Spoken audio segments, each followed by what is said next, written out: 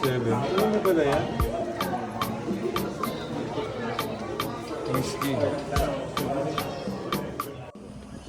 Highlights of See there, it's 7 stories high. Inside there's 20,000 barrels of whiskey, and each one with an average of 53 gallons. Over 1 million gallons of whiskey in that one house. Now some of the taxes we pay here, we pay a $13.50 federal tax on every gallon. Mamaya tulog ka na naman sa Okay, baby, what's your... Where's Papa's name?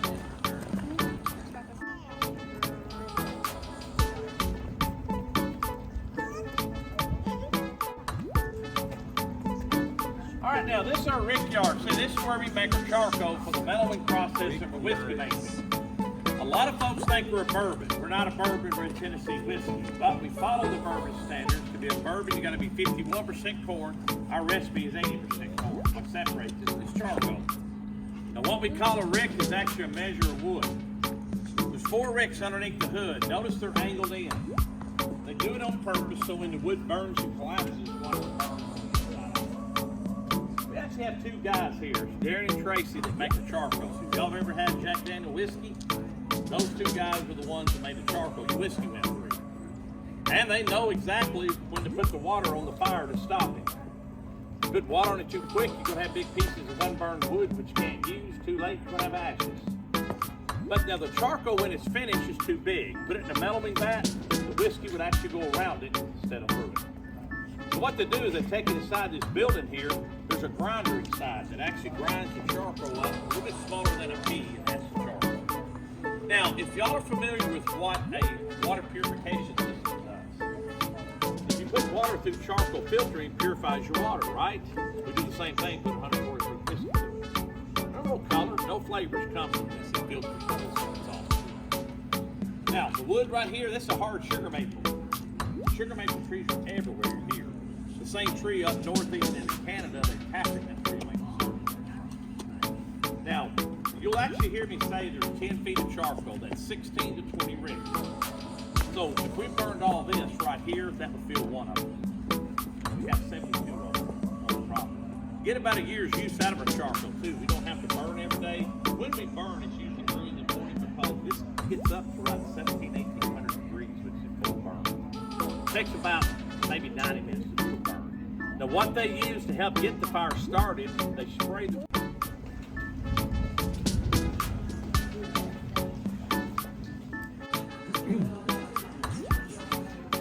There you go. Now they just sprayed the 140 proof right on the wood there. And again, that'll get up to about 1800 degrees. Now they burned this morning, felt pretty good. I wish they'd burned Friday. It was a high of 13 here. So we would have felt really good then, but it didn't work. But you can actually see how the wood is angled in. Watch it starts collapsing down.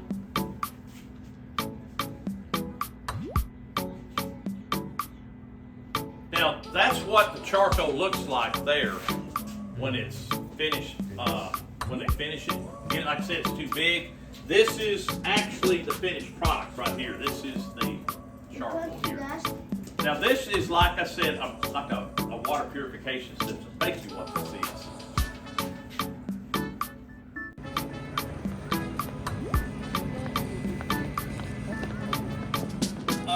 We have our own fire brigade. Thank goodness we've never had to use it, but we do have the own fire. Oh, this ain't it. Not any longer, anyway. Actually, our trucks aren't red, they're black. Imagine that.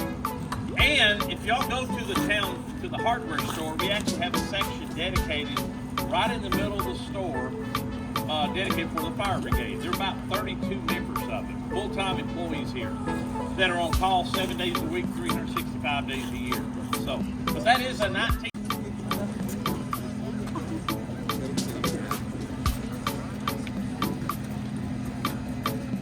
Back over a mile deep. You know how we know that? Cameras went back that far. They went back so far that it got so tight and narrow they couldn't go back any farther. We know our water source is over a mile deep. We just don't know where the source of the water is. This is Tennessee limestone. Works like a natural filtering system for the water. You see, when it rains, water will seep through the limestone. What it's removing is iron. You see, if y'all are making whiskey and have iron in your water, it turns it from a real pretty amber color, dull black, it's real bitter. Flows 56 degrees. Don't go anywhere in the world. See a bottle of Jack Daniel's Tennessee whiskey. It's made right here in Lynchburg, Tennessee. It has only got one traffic light. That's the water source for every drop. What we're using a water for is to make our mash with. Except we're not using this water here, we're pumping it underground in the distillery. But how Jack found the place, he was making whiskey on Reverend Hall's farm, needing a better, cool, clear, iron-free water source, so Jack went out looking. And when he found this cave, he said, I'm making my whiskey here. He set his still up just about right here. Now, when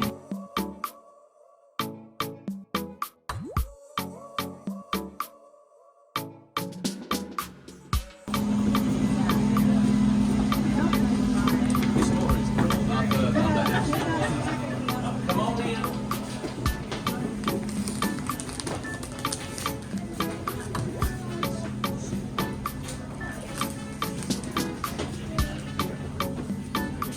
You get that little first picture here. The top left one is a photograph of Jack and his crew.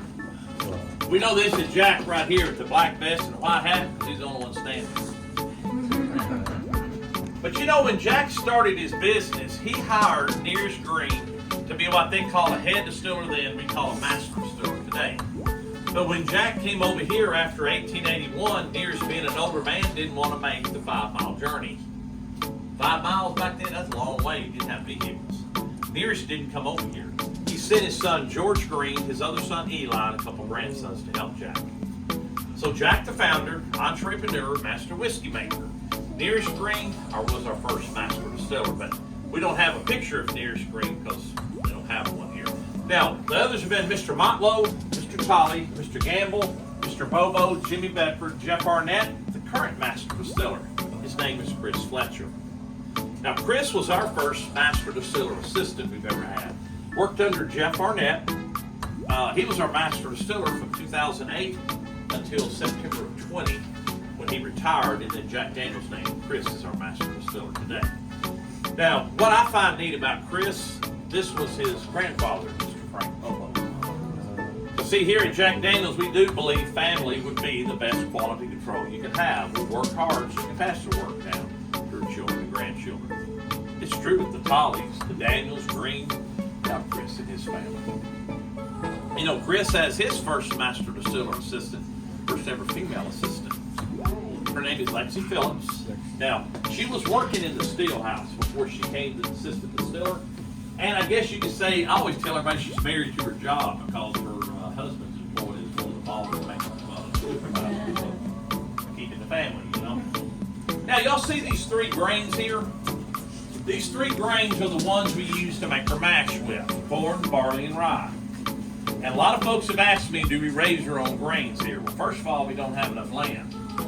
So see, we go through 95 acres of corn a day. Our corn is a #1 yellow corn. That means if you look inside that jar there, each kernel is almost perfect. Wow. Not going to find many broken pieces, sticks, rocks, or dirt.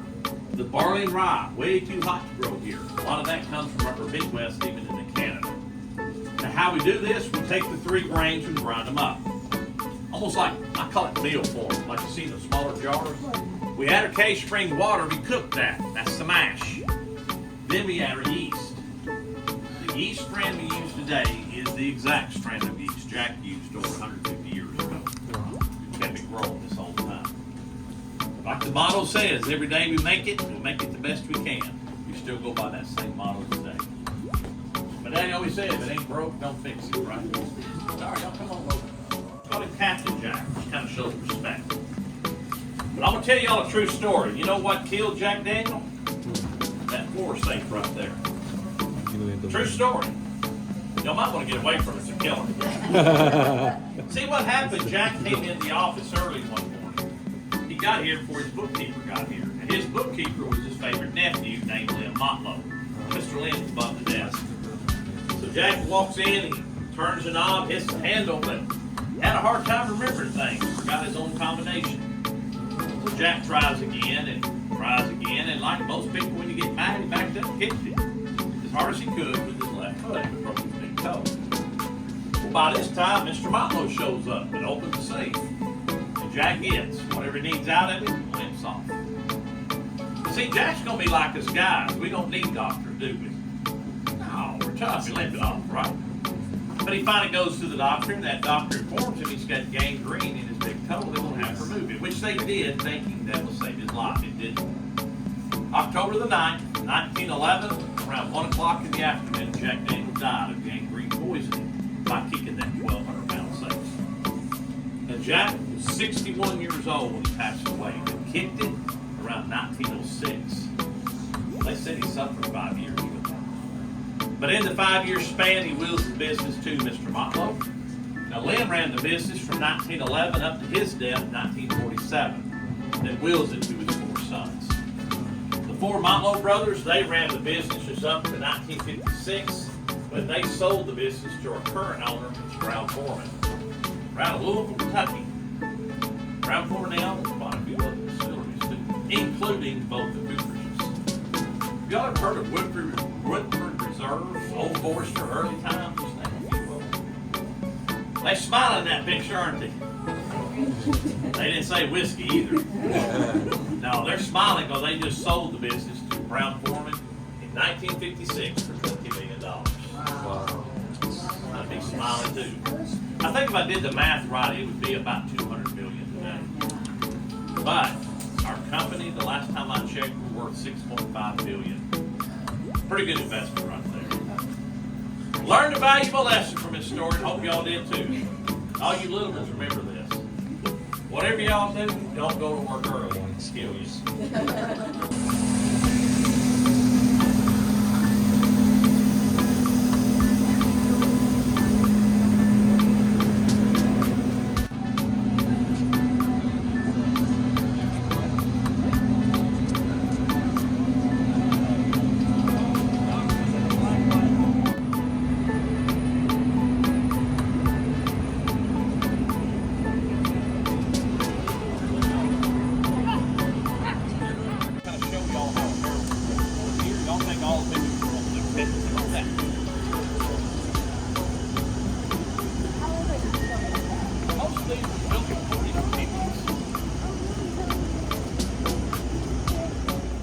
See, when the weather gets hot, the pores in this wide oak barrel open, pulls the whiskey into the wood. Gets cold, the same pores close up and pours the whiskey back out. Hot, cold, cold. That will kind of show you how deep the whiskey went inside the barrel. Our barrels are like a tea bag. We don't use them one time. But if y'all like to purchase a barrel like that, we do have a barrel shop on our town square that you can buy a used barrel or maybe something made from a barrel. But our number one customers of our used barrels, Scotland and Ireland. 80% of our barrels go there to store their Scotland and Ireland whiskey. That's why it tastes so good. Hey, there's a place in Louisiana. Y'all ever heard of Avery Island, Louisiana? They buy our barrels, but they pack it full of hot pepper mash. Leave it in there for like 3 years, but that's where the hot sauce is. Y'all ever had Tabasco? I knew it tasted good when it came out of one of our barrels. Hey, now there, it's a wine maker and beer maker to buy one of our barrels too. Now, take pictures in here and next door. Flavor are drawn from the barrel. That's why we go to the extra effort to make our own. Crafted from American white oak. The rough staves are cut from the trunk and left to season in the open air. The simple seasoning of the wood prepares the oak to contribute to the character of the whiskey. Next, the staves are carefully planed, cupped on one side, and the joints cut at a slight angle. A mistake here, and the barrel will leak, giving the angels more than their fair share. Now the staves go to the barrel raiser. Yes, barrels are raised, not built. The cooper fits together by hand staves of different widths, like puzzle pieces. 33 staves to the barrel. A seasoned barrel maker will raise 250 barrels a day. Now it's time for toasting, the crucial step to crafting a barrel that will impart the greatest flavor. Toasting releases much of the flavor locked inside the wood. such as our distinctive vanilla accent. Our barrel is now ready for the roar of the char tunnel's flame. As it passes through the fire, the natural sugar in the wood caramelizes. More flavor for the whiskey to draw from. Finally, a craftsman prepares the barrel for its head. The hoops are put on, the bunghole drilled,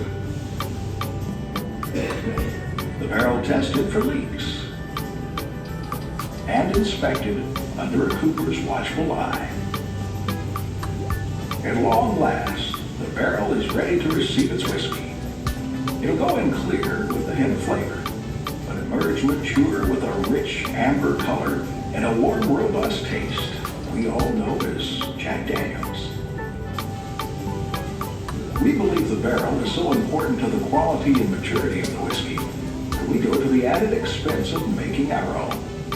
We hope you'll agree. The extra effort is well worth it.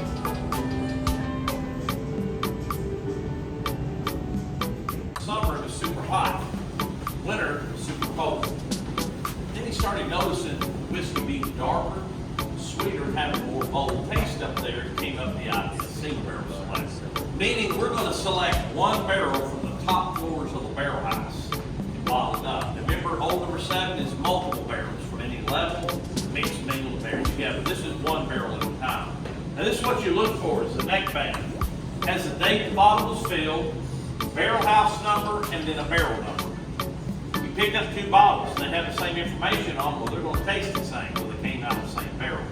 2 bottles, 2 different neckbands, they came out of 2 different barrels, so each one will taste just a little bit different. Now, single barrel is all bottled up right next door. Now, they do a lot of manual labor over here. They do like 50 bottles a minute over here. But our main bottling is done down the road. We have actually 7 lines running. Very fast and automated. They do like 500 bottles a minute down there. So even though they're not working today, this week they're off for the holidays. So we're going to walk through so we can take all the pictures. And put on the Single Barrel Society wall. Get about 200 bottles out of the barrel. The cost on that's anywhere from $9,000 to $15,000. And so what's the cost difference? Taxes and shipping. That'll do it. Now, like I said, they do. Well, these, like I said, they're just cleaning right now. So now we're going to head out this way. Y'all follow me. Just watch your step out here. Hey, Ryan. Harmful, non-toxic, but it's hated by moonshiners. They call it Black Cross, but who loves it are revenues. What helps get a call. You know, y'all around Microfor today, the next time you get gasoline, look at the black stuff around your gas cap. It's Microfor for that one. Yep. All right, y'all, follow me. Yes.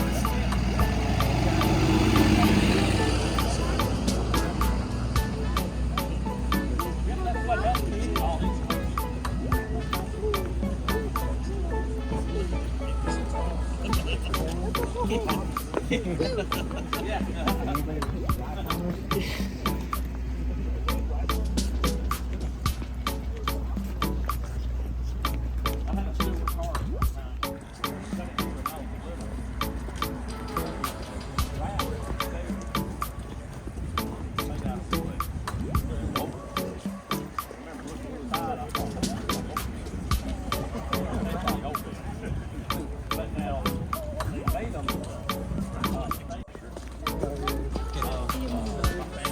That was Mr. Motlow's. Remember Lim, Jack's favorite nephew. Lived on the property, but had it kind of rough, so Texas business over, we started going into Prohibition. Jack saw about 2 years of Prohibition before he passed away. Then we go to full Prohibition, he can't make whiskey. So what Mr. Motlow has to do is lay off everybody. He goes to our town square and opens up the Lynchburg Hardware and General Store. The same store today that has the t-shirts and hats and things in, he had to sell clothing, grain, farm equipment. He had to do what he could do to support his family. Now, Prohibition was lifted in 1933. We don't start making whiskey then. It takes us 5 years. But in the 5-year span, Mr. Motlow runs for state representative and gets elected. And has a lot of laws changed in the whiskey making business. Pretty smart guy. So 1938, we start making whiskey again. He builds this barrel house, the oldest and the smallest one on the property. It's only 3 stories high and at one time held a little over 6,000 barrels. 2012 though, Jack Daniels went to the state. We asked for permission to give out samples here. Being a dry county, we couldn't do that. Well, the state gave us permission. That's when our sampling tour started. You know, we had nowhere to sample, so they turned half the barrel house into a sample. But what we're going to do is walk through and see maturing barrels first, okay? Come on in. Careful.